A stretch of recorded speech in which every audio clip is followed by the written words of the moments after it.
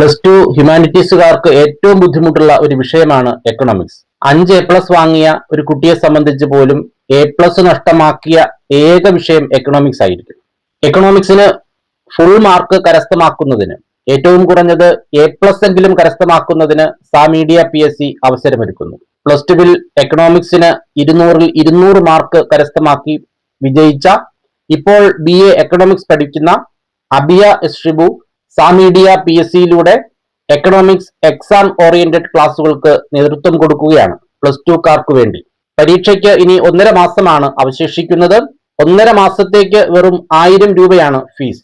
ഈ പരിശീലനത്തിൽ പങ്കെടുക്കാൻ താല്പര്യമുള്ളവർ ഇന്നു തന്നെ സ്ക്രീനിൽ കാണുന്ന നമ്പറിലേക്ക് കോൺടാക്ട് ചെയ്യേണ്ടതാണ്.